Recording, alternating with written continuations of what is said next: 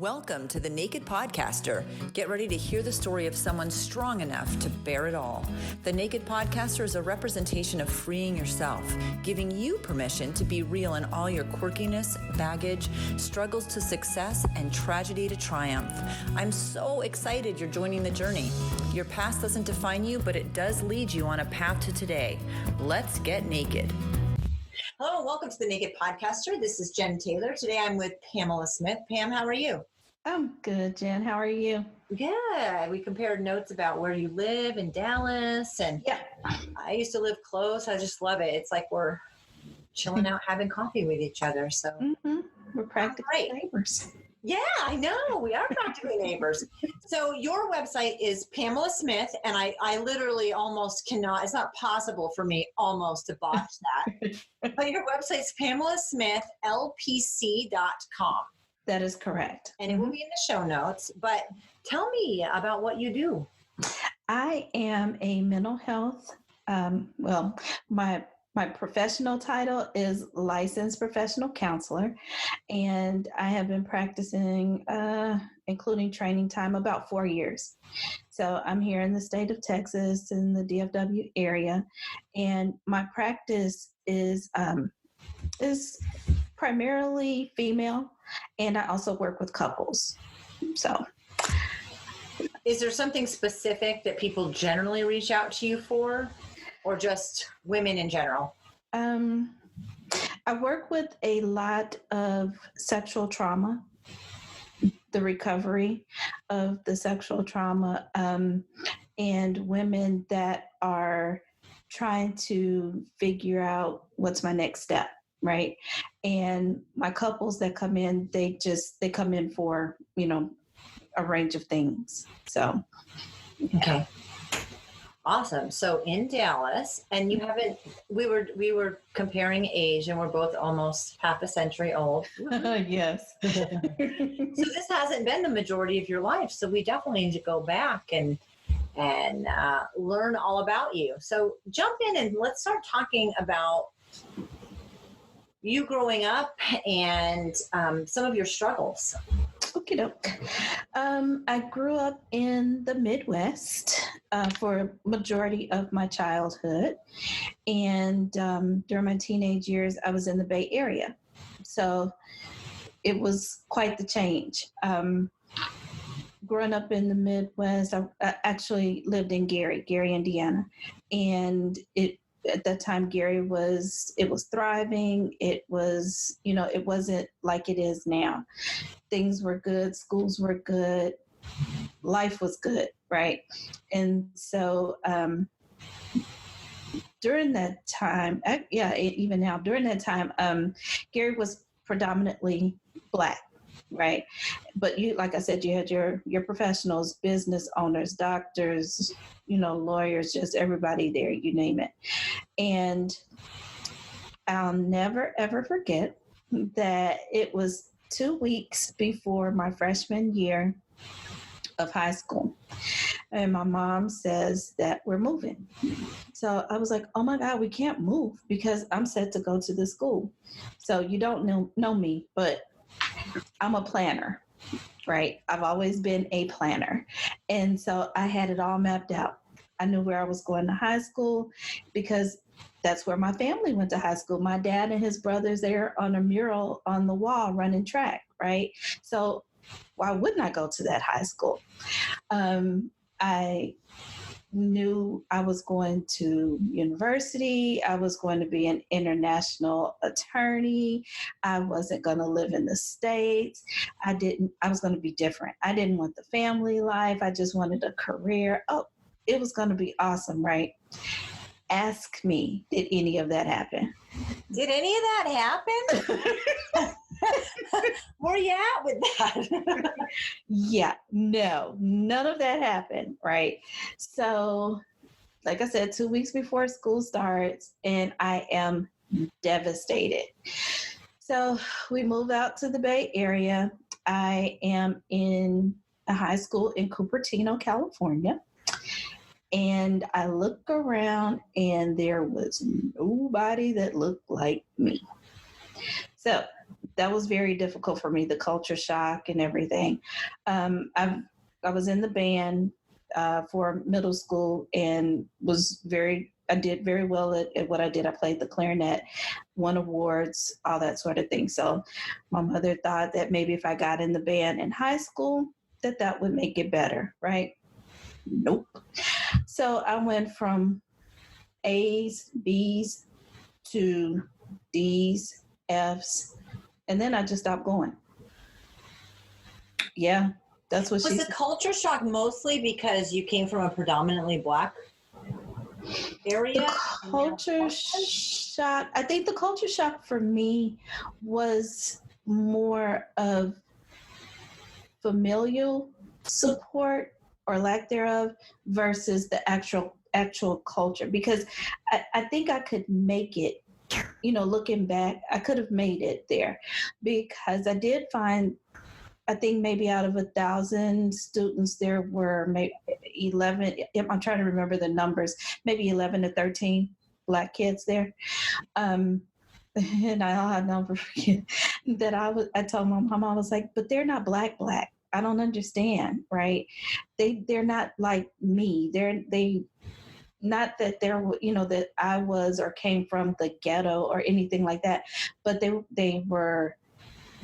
didn't sound like me. They didn't listen to the music I listened to.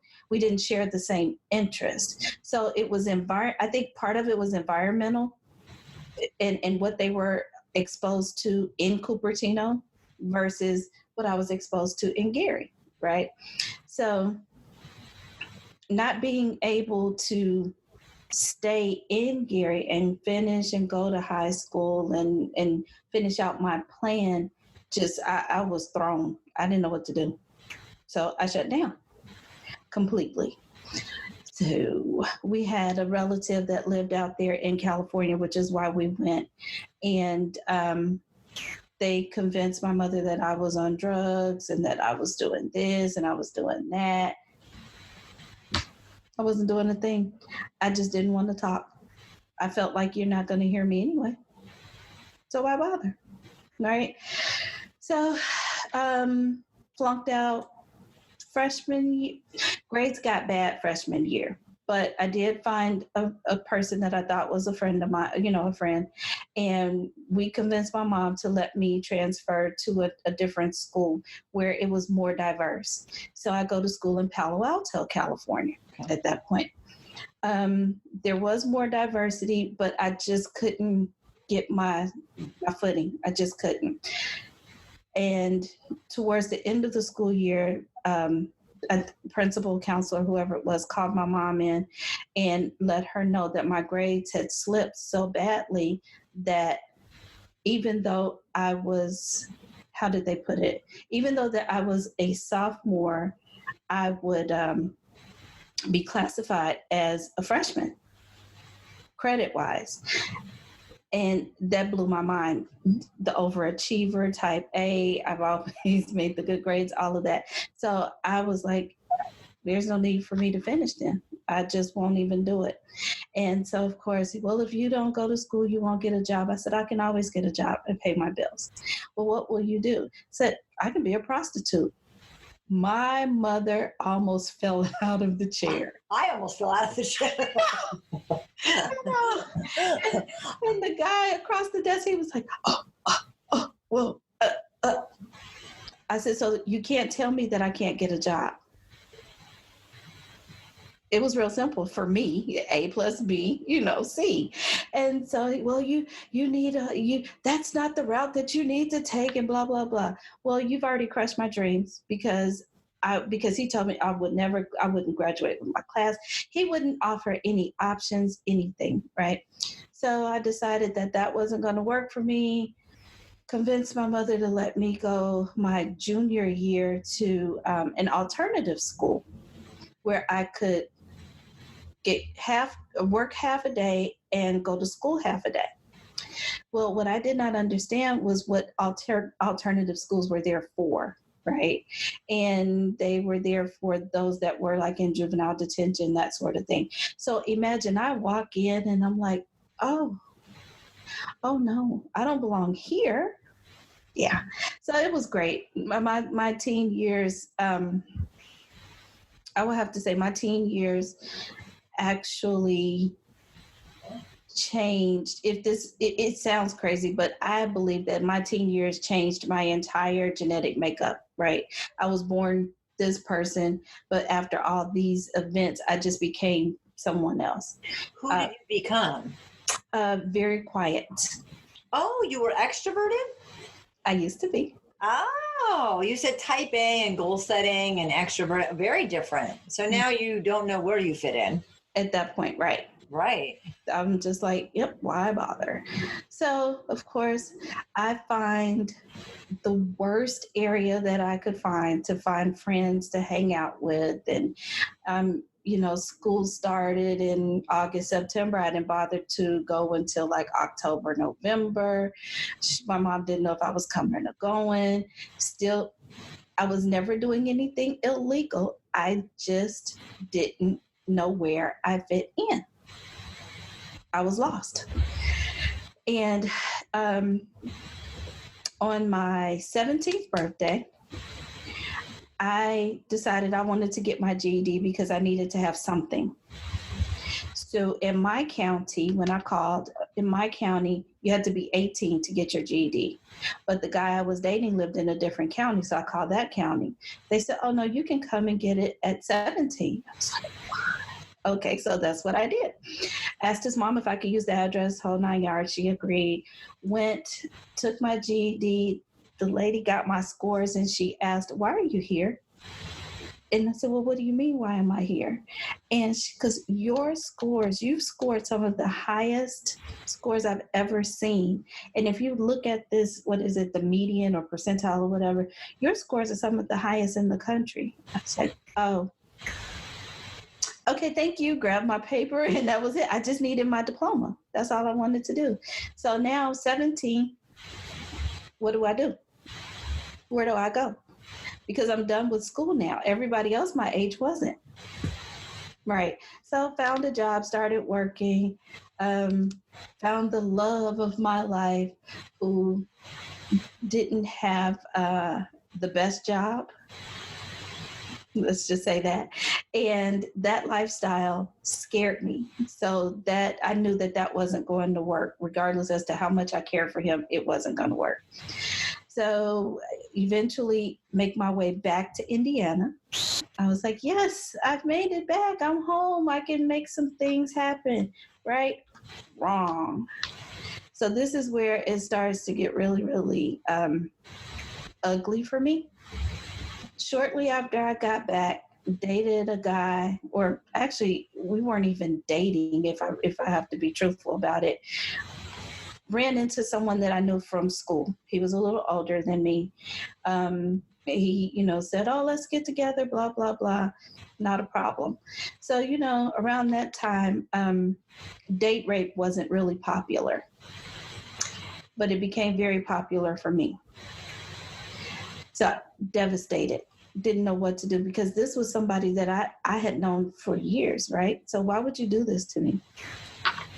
And the only thing that I can think of is that he had this preconceived notion that because I had been in California or been to California, and we had a conversation about cars. I used to love cars. We had a conversation about a car. I think the only way that I could rationalize this was that he thought that I was experienced. I was out there. I was this person, right? I wasn't. So that was the beginning for me, what I call the beginning of the end. So had you had sexual experience at that point? Were you sexually active? I had sexual intercourse at that point, but I wasn't actively sexually active, right? And that was the furthest thing from my mind with him. It doesn't matter. I just asked because we're very close in age. We're 2 years apart in age. Mm-hmm. And I had the exact same experience. So, yeah. So I completely, but it was my first time. So I feel you. Yeah. So the beginning of the end for you, this is a question everybody asks. Did you turn him in? Did you say anything? Did you? Nope. No. I did not turn him in, but I was scared beyond measure. I never remember my plan, right? Family wasn't in it. I didn't think, oh, what about STD? What about? No, my thing was, I cannot be pregnant. So I called a family member who is pretty much the same age as I am. I didn't know who else to call, I didn't know what else to do. And I had to tell somebody. So we go, get me checked out and everything. And yay, nothing was wrong. So that was that. At that point, I think it messed me up so much mentally because I felt alone anyway. I felt like, why tell someone they didn't care enough for me to stay here, so they're not going to care enough for me to, to make sure I'm okay, that sort of thing. So I left out a part that I think is very important because it's an important part of how and why I do what I do today. When I was about, I think I may have been 16, 17, I decided that I was done. I was tired. So at that point, I believe I had my own room. I can't even remember those types of details, but I decided that I found either I had some pills or Tylenol or something, and that was it. I was done. And took a handful, and right as I did it, my best friend at the time called me. And she said, what's wrong with you? You sound so funny. And I told her, I said, I just took some pills, that sort of thing. And she was like, what? Don't play. And, so forth and so on. And it was like a movie from that point on. The next thing I know, the guy that I was dating just comes busted into my room. Don't know where it came from. Then it jumps, and I'm at the hospital. They've given me the charcoal to pump my stomach, make me throw up. The one thing I remember out of that hospital visit was my mother. She was so angry, and she was crying. She wasn't angry anger. It was angry fear. And she told me no matter what, I was to never do this again. And I'm like, yeah, that's the way you get this done. And so I realized that she was afraid. But what she didn't realize was, so was I. Nobody ever asked me. Nobody ever asked me, what did I want? Nobody ever asked me, how did I feel? Nobody ever asked me, those things. The one person that I felt really cared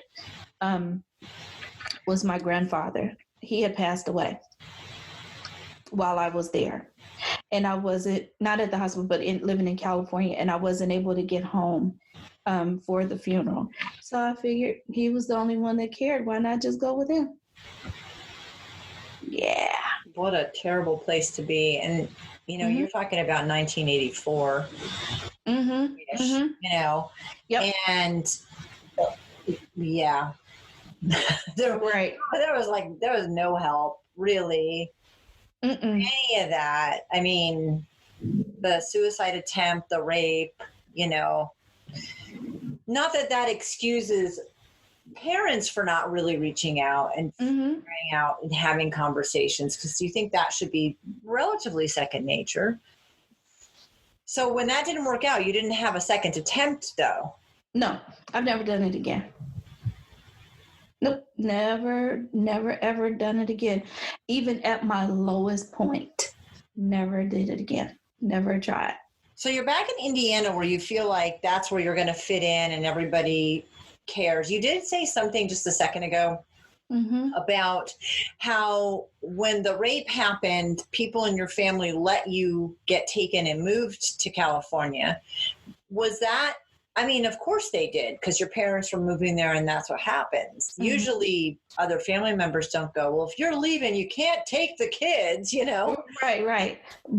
But when the kid comes crying and begging and, can I stay? Can I stay?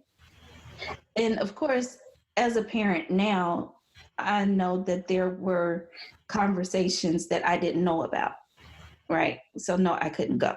I couldn't stay. I had to go. And it was just, it was just ugly for me. It was. At that point, you felt really, really alone. Mm-hmm. Nobody cared. They didn't care about anything. They knew how structured I was. They knew how important school was to me. They knew about the plan. Everybody knew about the plan. And so, I didn't understand how, if they knew, and this was so important, and I didn't do anything to make them feel like, oh, she wouldn't thrive here, she wouldn't do this or do that, right? Why? Just why? And so I felt like, well, you don't care, so why should I? So you didn't reach out to anybody there and ask for help or tell them how you were struggling? Once I got to California? Once you got to back to Indiana at 17, after the rape happened? After the rape happened, I did still have a cousin or two around. And my cousin is actually the one that I called when it happened. And she, came and we, if memory serves, because trauma, you block things out, right? Went to Planned Parenthood to make sure that I was okay. And thank God for Planned Parenthood. I hope nothing ever happens to that organization. But after that, that same cousin, she was off at school. Everybody was gone. They were doing what they were supposed to do, right? So where am I again? Alone. Confused. Not knowing which way to go, not knowing what to do, not knowing how to do it. So I found a program at University of Iowa that it was almost like, I guess you would call maybe like a second chance or something program or whatever, whereas you would go to the program throughout the summer, and if you did well, then they would admit you in the fall. Well, I got there on my own with, I don't know if you remember, like those big steamer trunks that they had back then. Oh, yeah. Right. So I had a trunk and a bag, and I took the Greyhound to Iowa, and I was going to do it. The day that I got there was the Pride Parade. I had never seen anything like it, right? And so I needed to cross the street, but the parade was going. I'm like, how am I supposed to get this trunk across the street, right? Whoops. So I was like, what is that, Frogger, where you're going through the... That's awesome. Your steamer trunk. With my trunk, and I'm just making it on. And so I get on campus or whatever, get checked in, everything is fine, but I'm older than everybody else. Because at this point, I think I'm 19. So I'm older than these other kids, right? Feeling, as usual, out of place, all alone, but I was dating someone. So he comes up, he would come up on the weekends or whatever, and the kids were like, oh my God, you had a boy in your room. And I'm like, I'm grown. I can have a boy in my room, So that didn't work out for me. I didn't have the support that I needed financially or anything else. Ended up going back home. And to do what? Yeah, that was the question. So I decided that, you know what, you got to get your stuff together. You got to do something. So got a job with a local bank doing like the processing part, the back end, and met my very best friend today. She's still my friend and my kid's godmother. Met her, and we, hit it off or whatever. And I decided that, all right, I'm going to college. IU Northwest was right there in the city, so why not? I'm going to college. So I get the college app fee from my uncle. I I saw him and he asked, where was I going? What was I doing? App fee was like $25 or something. Reaches in his pocket. Here you go and you do this. And that was the start of my educational career. So I owe that to my uncle, Willie Smith Sr.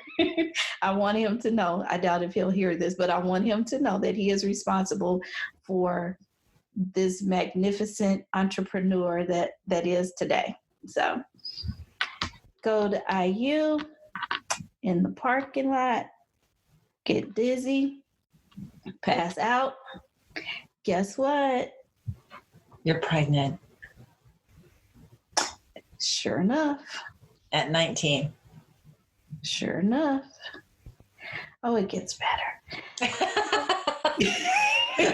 Well, we're hoping. Yeah. So the guy, tell him, we're good. He's good with it. It wasn't a problem. 5.5 months. Son, stillborn. Oh. Yeah. Pam, I'm so sorry. Oh, it's okay. That was rough. The dad was right there with me. He stuck it out. I have to give him his credit because regardless if he wanted to or not, he was right by my side. So you know how they say it only takes one time? Oh my God, yes. Okay. So saw him a few months later. We never really fell out of touch, but we weren't together. Saw him a few months later. It only takes one time. Pregnant again. What? Oh my God, yes. I know. I'm like a genius. So at this point, are you still working at the bank and are you taking any classes? Nope. So no more work, no more classes? That is correct. Okay. So, pregnant, high risk, bed rest from day one. It was awesome. 3 months in, go to the doctor, sends me to have an ultrasound. She tells me to call her as soon as I'm done. So remember the payphones? Yeah. At a payphone in the hospital. She says, okay, I got the results. I guess they had called her or whatever. And everything's good. The babies are fine. I said, okay. And my mom was with me. I said, Mom. I said, what? Babies? There's twins. There you go. Oh my God. God. She goes, you heard me. Babies are fine. Deborah L. McCullough, MD. This woman is like my idol, my shero, my everything. She actually delivered my sister, my youngest sister. So we've had history, right? She wasn't the doctor for my first pregnancy. That's when HMO had come out. So we all had this whole big insurance debacle. Why do this when I can do that? And so the doctor that I had, he wasn't qualified to be an OB, right? He was just an MD.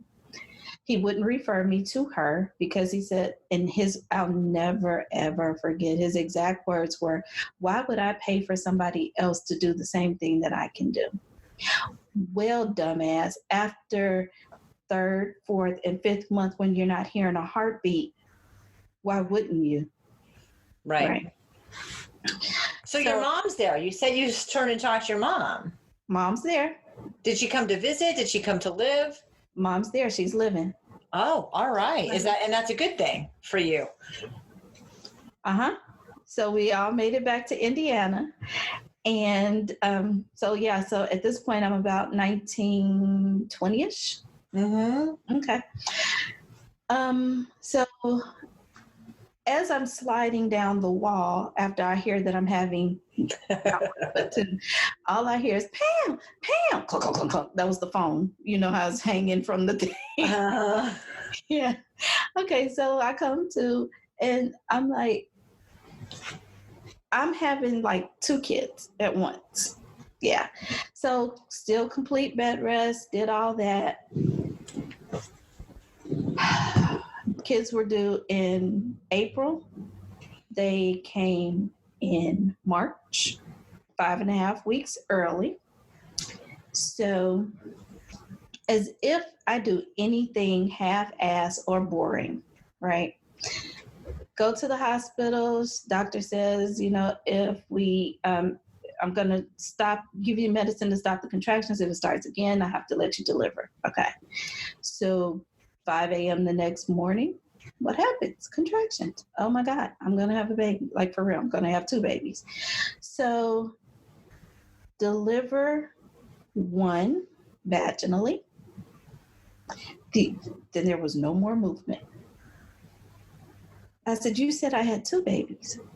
And she said, you do. And her tail, now she's got a good poker face. Her tail is, she gets a crease right here when she does this. And her forehead, yeah. So I knew something was wrong. And I kept saying, I said, what is it? What's the matter? And she was like, you don't worry about a thing. And she was just as calm. You don't worry about a thing. You just let me take care of all of this, okay? And they're wheeling me to the ER or whatever they do. Oh, and for the record, I had the first baby in the hallway in the bed. Yeah, I just don't do things like everybody else, right? So get there and they do the emergency C-section, have one baby in ICU. NICU, yeah. Yeah, there were 2 separate parts of NICU. Yeah. So my oldest, which she was fine. She was in like, I guess, regular or whatever. But my second, my youngest, she wasn't. So she was on all the tubes and things, and she lived short of 12 hours short of a week. Oh. Mm-hmm.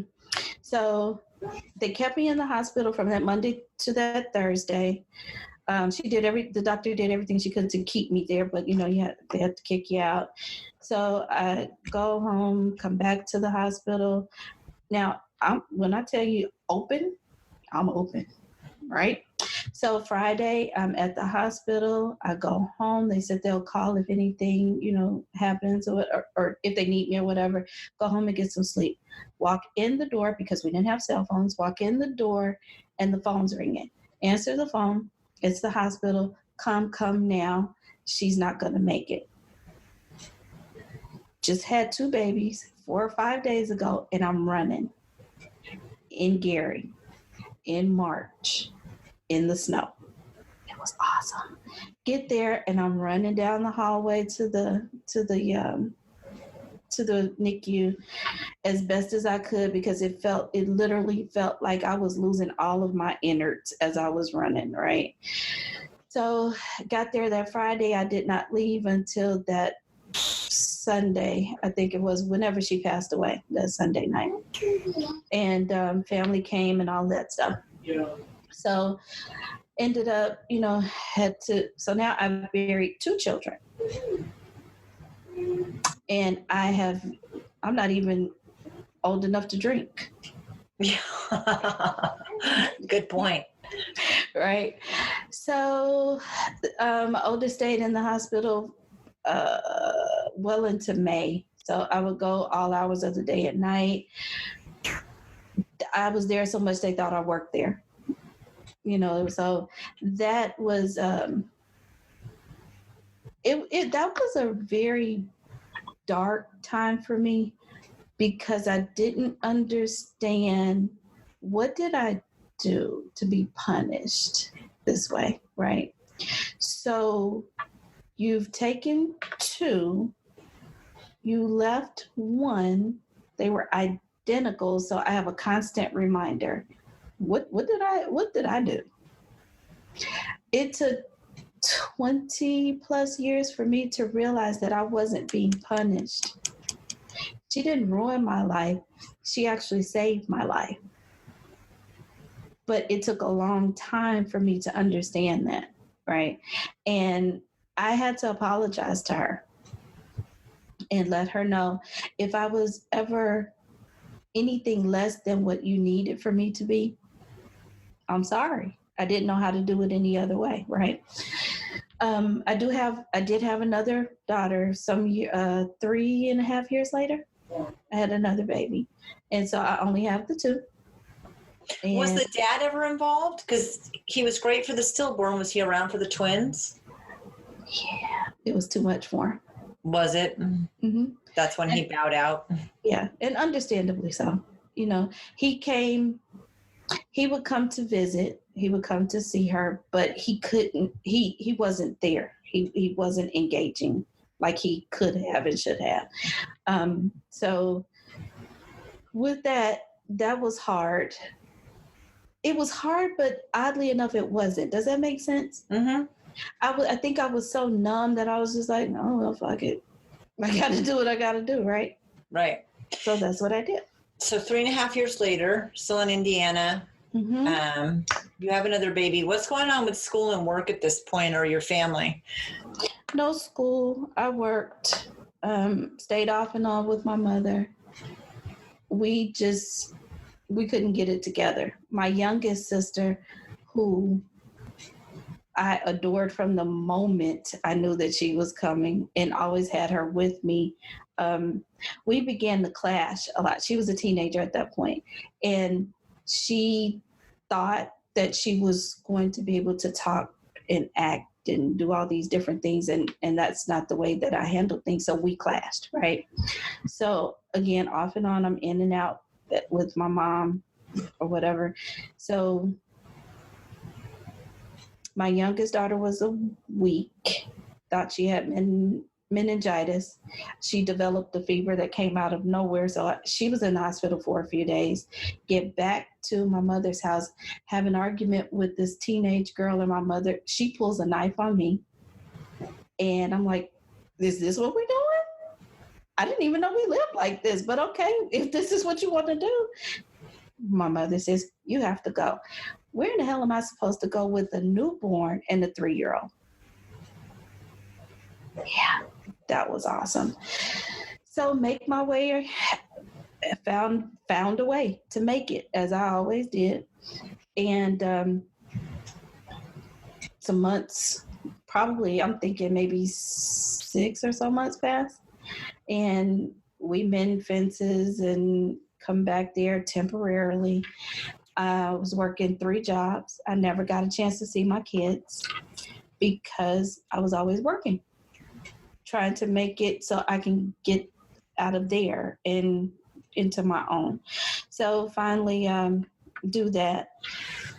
At this point, I was not engaged at that point. But I did end up getting married around, it was early 90s. So you want to talk about bad to worse, right? Yeah. So the baby's dad? My youngest daughter's father. Okay. So you guys get married? Because how dare I have 2 kids by 2 different men? It's still the early 90s, right? So the judgment is still high. But who's judging me more than me? That was where all the judgment was coming from. Met this guy and ended up getting pregnant by him. Oddly enough, the day that I found out that I was pregnant with my youngest daughter, I had just the same cousin that helped me, had talked to her and was moving to where she lived to get away from him. I kept telling her, I said, something is wrong. I need to go. I think I need to go to the doctor. So go to Planned Parenthood, and guess what the lady says? Congratulations, you're pregnant. I'm like, fuck me, I can't win. So that was that. And ended up marrying him to get out of there with the parents and that, or my parent and that. And it was horrible. It was horrible, horrible, horrible. On my wedding night, at the reception, as a matter of fact, he got so drunk that in front of everybody, he cussed me out. He called me everything but a child of God. Told my brother-in-law at that time, take me home. He's like, well, what about him? I don't give a shit about him. So he takes me home. He's in the car. I get out and I go in the house. My brother-in-law brings him in. He wakes up, I cried the entire night, and I'm trying to figure out, how do I get out of this? How can I had heard of an annulment. I am and was an avid reader. So a lot of my experience or knowledge or whatever came from books, right? So I had heard about an annulment before, and I'm thinking to myself, how do I do this? How do I get this? I don't even know where to start, what to do. He wakes up the next morning, good morning, Mrs. Such and Such. Like, you do realize what you did, right? No recollection of it. So he begged, he cried, he pleaded, just give me a chance to make this great for you. Just give me a chance. Just give me a chance. What did I do? I had, where else did I have to go? I had nowhere else to go. So we go on our honeymoon to some up north in Illinois. And while we're there, we saw this, we were at his relative's house, and they were like, well, maybe you guys should move up here, get away from there, try something different. We talked to the landlord. She gave us an apartment. So we lived there for about 5 years. It was horrible. Horrible. Emotionally abusive, verbally abusive the whole time? Emotionally and verbally. No, he didn't put his hands on me, but what he would do, he would take my car and hide it over the weekend so I couldn't go anywhere. So, but then he would leave. So I got 2 kids. They need to eat. I have things that need to be done on the weekends because I worked, and he was nowhere around. So really controlling. Mm-hmm. Very, very. And eventually, I forgot the fun part. So one of my bridesmaids knew that he was cheating on me at the time with somebody else. So you got married, or that 5 years? Oh, okay. Yeah. So, and it never stopped. So he was doing all this time, right, with whoever, whatever. So I decided I'm not getting any attention. Somebody at work showed attention, and I was like, well, hello there. Nice to meet you. So it was the end of the world when he found out that I was having an affair, but I was supposed to be okay with him having affairs, right? And so he came this close to putting his hands on me. And I just stood there. I was like, so what are we doing? And that infuriated him. He couldn't take it. He hated the fact that I challenged him every step of the way. During that time, I did try to go back to school. I would take classes, but he would make it pretty impossible for me. He wouldn't watch the girls. He wouldn't, it was just always so very hard to do. The landlord she actually became a friend of mine, and she told me how to find schools that took, that counted life experience as credit. And so I did that. But at this time, we were moving to Texas. His job was moving him to Texas. And so I found a school like that here. I went on to get my bachelor's and my first master's.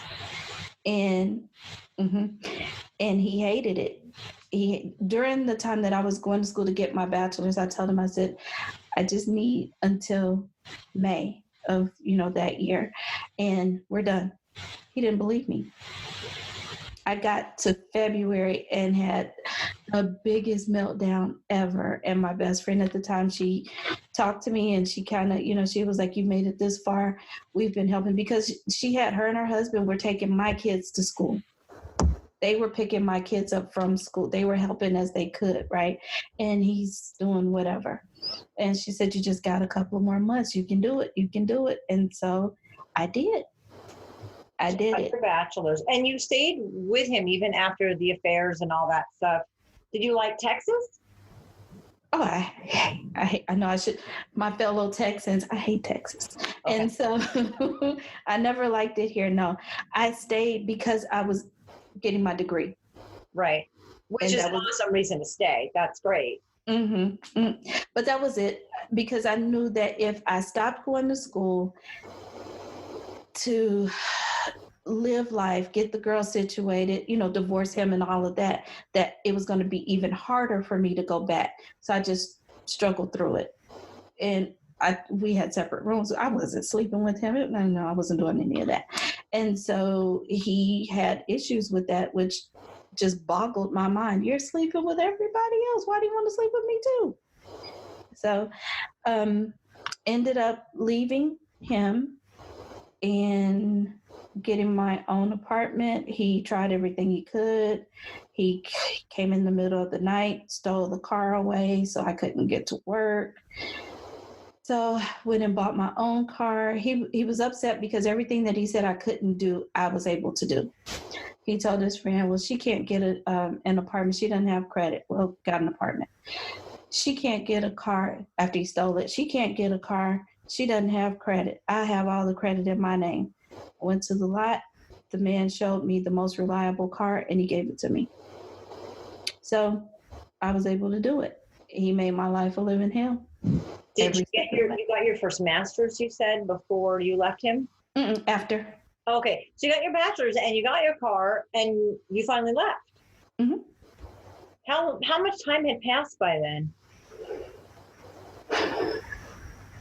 You said 5 years in Illinois, so I'm guessing 9 years. Yeah. From the signing of the marriage certificate to the signing of the divorce certificate, it was 9 years. We were 4 days away from our 10th anniversary. Okay. Yep.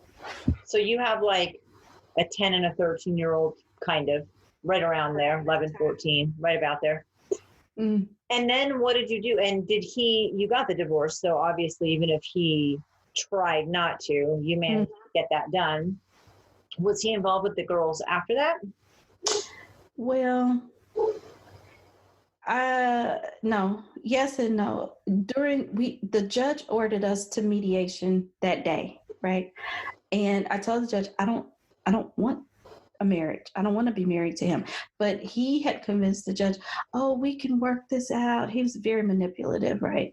And so we're sitting across from one another, and he told me at that point that he wanted nothing to do with my oldest daughter. And he wanted to make sure that I knew that. That was the only time he got a reaction out of me. I almost came across that table. And I told him, I said, you don't ever have to worry about that. So he put himself on child support, as he says, because he was so sure that, he was going to take care of his daughter and nobody could ever say that he wouldn't. Well, guess what he didn't do? Pay child support. Right. He did for the first year because he wanted to show off. And then after that, no more. So, got a good job. It was 45-ish minutes away. Had to do what I had to do. There were days like when the time changed, like during the winter, and it was darker. I had to drop my oldest daughter off at 6, no later than 6:30 in the morning, so she could go to school. Her school didn't start until almost 9. But I had to be at work by 7 so I could leave by 3 to get to her by 3:30. It was crazy. But I did what I had to do, right? And we survived. So there were mornings that I just cried. I would cry all the way to work. I'd cry all the way home. I just cried all the time. And I would pray and just, not for me, but for her, to make sure, because it's dark outside. She's a little something, and she was out there. Luckily, there was one little boy that was always out there, usually with her. But, I mean, you got 2 little kids, you know what I mean? So it was difficult, but we made it through that. And I had a career in a different field because it paid the bills. Did that.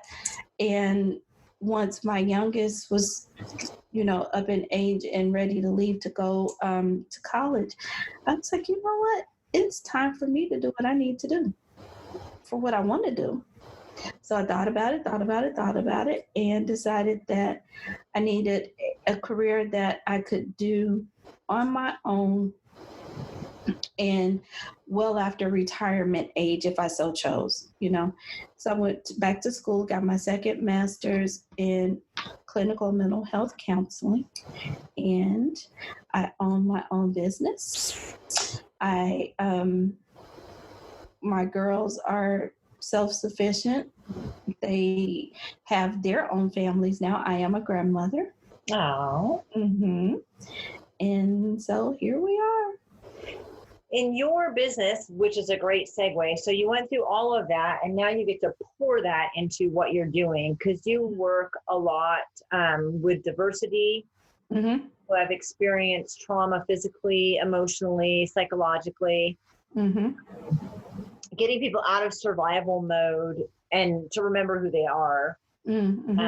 I'm on your website, so you can jump in on this. Yeah. So because this was you, this was you. You are helping the people that went through what you've gone through. Mm-hmm. Yeah. Oddly enough, in school, they don't give you the business side. They just give you all the clinical, right?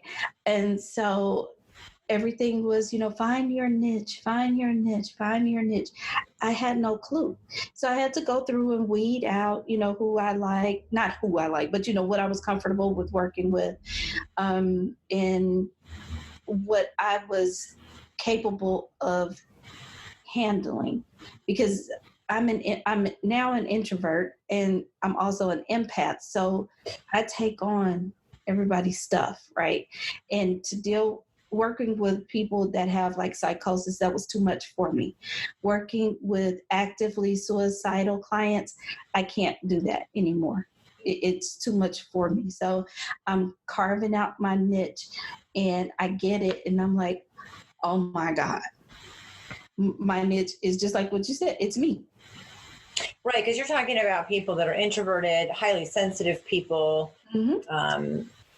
Anxiety, conflict resolution, relationship challenges. Does this sound familiar? What we were No, not at all. No, just a little bit. I always love when we take what we've gone through and turn around and help people. And sometimes it is our people, the people Mm-hmm. that are just like us, because we can relate to them so closely. I mean, often it is. You help people integrate Christian faith in their therapy. You've done a lot of training in trauma stuff and mindfulness and mediation. And I mean, so you were the person, though, that said that you never wanted to have kids. I don't know if you remember that either, but a little bit. Yeah. And you lost two, you buried two, like you said, which any parent can definitely feel that, and raised two. Mm-hmm. So through all of this, what is the most helpful? I mean, I know what tips and tricks you use to get you through everything. I mean, you were on survival mode for a really long time. Over 20 years, yes. And then you started to get the car and get the degree. You started to do things for you that you needed to do. Mm-hmm. And then you used all that to turn around so people can get out of it faster and more easily than you did. Mm-hmm. I'm guessing. Mm-hmm. So what would you have told your younger self through knowing everything that you went through and thinking about what your clients are going through? Mm-hmm. What was the thing that helped you the most? Or the person, I know you had your best friend who's still your best friend. Yeah, she is. Oh, look at that. So people can't see you, but I can see you. And that's the same look I get when I talk about my best friend. So that is, I think besides my kids, she is like my biggest cheerleader. She like, when I started my podcast and stuff, she would do like these mock interviews, and I'm just like, what is wrong? Because she would say some of the weirdest, she is so weird, but I love her. And she would just say some of the weirdest stuff. So like last night we were practicing because I got a new piece of equipment, and she decided that she had a British accent. I'm like, seriously? So we're doing this? Shoot, I do that if I thought I could do it well. If I thought I could get away with, I'm as good. What was my thing? Oh, my thing is, hello, governor. That's as good as it gets. I don't have anything else. Yeah, that doesn't make a full podcast.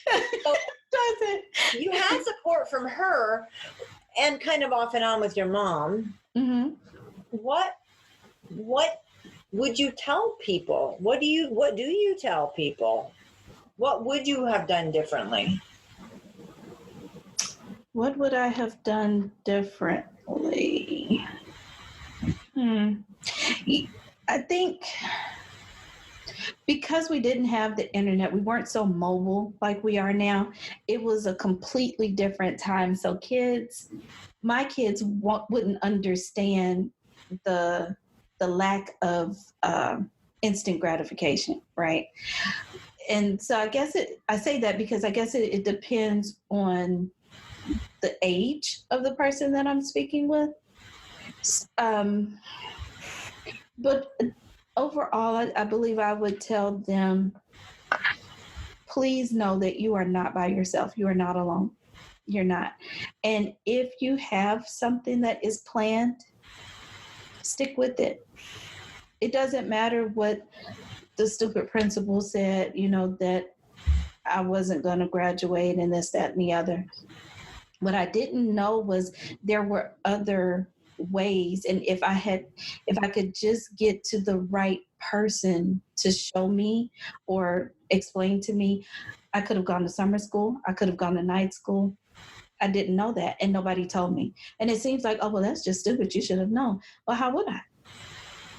I don't think people understand how different the world was pre-internet. I mean, it's hard for us to remember when you said payphone, and my first thought was, yeah, we used to say, here's a dime, call someone who cares. Yeah. Like nobody understands what it's like to get your first microwave. Exactly. What an 8-track tape is, because we grew up in a different time, but also things are moving so fast since the birth of the internet. Mm-hmm. The public. So it is, I know it's very difficult to go back and find the resources, right? Mm-hmm. There are resources out there. Yeah. Pam, thank you so much for coming on and sharing your story. What a wild ride that was. I really appreciate it. Thank you for having me on. Thank you for taking the time to get naked with us. If you'd like to bear it all